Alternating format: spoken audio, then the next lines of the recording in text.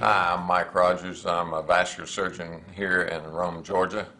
I practice at the Harbin Clinic and do a lot of my operating here at the Redmond Regional Medical Center. I've been here in Rome for around 30 years. In terms of my training, I did my undergraduate work at the University of Kentucky and also went to medical school there. Following that, I spent 5 years at Vanderbilt University in Nashville, Tennessee, doing my surgical residency, and subsequent to that I moved to Dallas and did my vascular fellowship at the Baylor University Hospital in Dallas, Texas. Following that, I moved to Rome, and I've been engaged in the active practice of vascular surgery since that time. We're oftentimes asked in terms of the buildup of plaque within these blood vessels, what we can do or what the patient can do to actually try to prevent the buildup of plaque. And really, there are several risk factors that are involved, but I would have to say far and away the most common risk factor that we see as vascular surgeons that causes most of the problems that we encounter on a day-to-day basis is actually smoking. And for many years that was not realized, and I'm sure many of us remember the old commercials back in probably the 1950s where the doctor recommended a certain type of cigarette. But over the years it's proven to be a fact that smoking is probably the #1 health problem, at least that I see from a vascular standpoint in the whole country.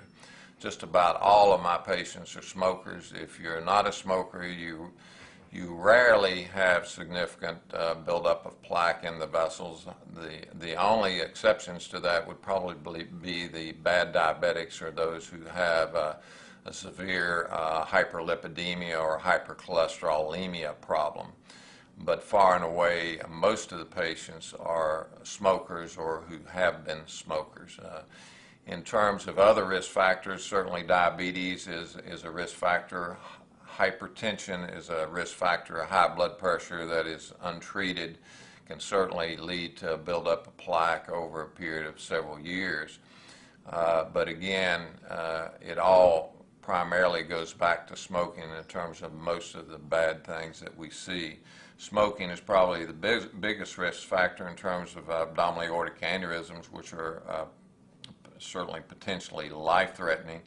It's also the #1 factor in terms of buildup of plaque, occlusive disease, PAD, carotid occlusive disease. So if I had to have one recommendation that I would make to all my patients, in fact I do make to all my patients, it is that they try to get off cigarettes. And of course there are a lot of different ways and a lot of different programs that they can go through to try to do that, but it is indeed very difficult. It is an addictive habit and it is not easy, and of course as a physician I understand that, but on the other hand a lot of times we're talking about life-threatening or limb-threatening problems, and it is so difficult, and I see my patients struggle trying to get off of these cigarettes and trying to wean themselves from this nicotine dependence. But I cannot overemphasize to you how important it is to stop smoking. As I say, the other things are important. You need to have your cholesterol checked. You need to have a primary care physician, particularly as you get older. If you have any problems with hyperlipidemia or buildup of cholesterol, you need to make sure that your primary care physician is monitoring this. There are a lot of different drugs that are available to treat this. Probably the most common class that's most effective is the drugs called statins. And there are a lot of drugs that are in that category. You've seen advertised, I'm sure, on TV, Lipitor, Zocor, Crestor, Pravachol.